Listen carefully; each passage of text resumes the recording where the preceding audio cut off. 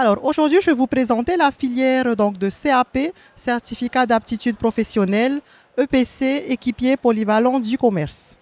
Alors cette formation s'effectue en 2 ans.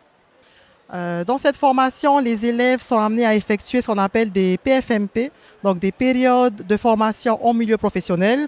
Ce sont des stages. C'est un moment fort en fait de la formation, enfin les différents stages que les élèves effectueront, parce qu'ils seront amenés à être confrontés à la réalité en fait du métier et justement à acquérir des connaissances aussi et des compétences professionnelles. Alors le CAP, au niveau du contenu en enseignement professionnel, on essaie de faire acquérir aux élèves plusieurs compétences, de la commande d'une marchandise auprès d'un fournisseur jusqu'à l'encaissement d'un client. Donc c'est vrai que là, le cheminement il est assez long. C'est-à-dire qu'il y a la commande fournisseur, ensuite la réception de la marchandise. Au moment de la réception, il faut également le ranger dans le stock. Et il y a toute la partie, en fait, ce qu'on appelle la gestion de l'espace commercial avec des activités comme étiqueter un produit, comme effectuer le réassort en rayon, mettre à jour aussi les prix qui sont affichés en magasin, orienter un client, par exemple, qui recherche un produit dans la surface de vente. Et on a également toute une partie vente où là, on leur apprend à accueillir un client, à essayer d'identifier ses besoins et si possible jusqu'à l'encaissement, donc jusqu'au paiement, jusqu'à l'achat. Voilà, jusqu'à l'achat. Au lycée professionnel de FAA, on a une particularité. On a la section ULIS, c'est-à-dire que l'on accueille également dans ce CAP des élèves à besoins particuliers. Donc là, on est le seul lycée de la Polynésie française à accueillir en fait cette section ULIS dans le cadre du CAP.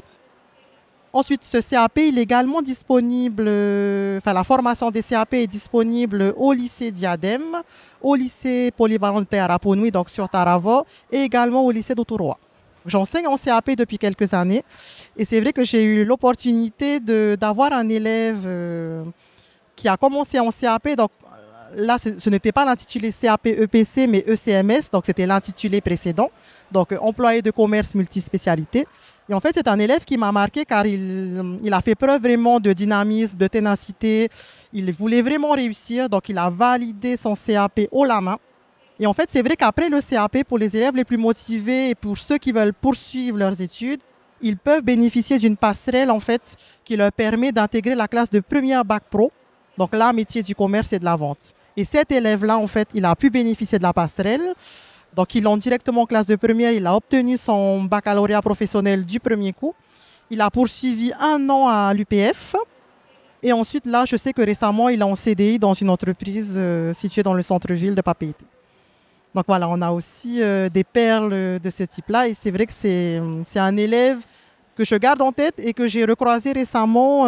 Et c'est comme ça que j'ai eu l'information qu'il est actuellement salarié dans une entreprise dans laquelle il s'épanouit totalement. Nous accueillons des élèves issus de 3e prépa métier.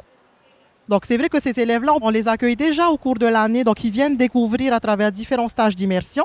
Donc les 3e prépa métier de différents collèges, que ce soit Punavia, Makotevane, Henri Hiro et ensuite Tiperui.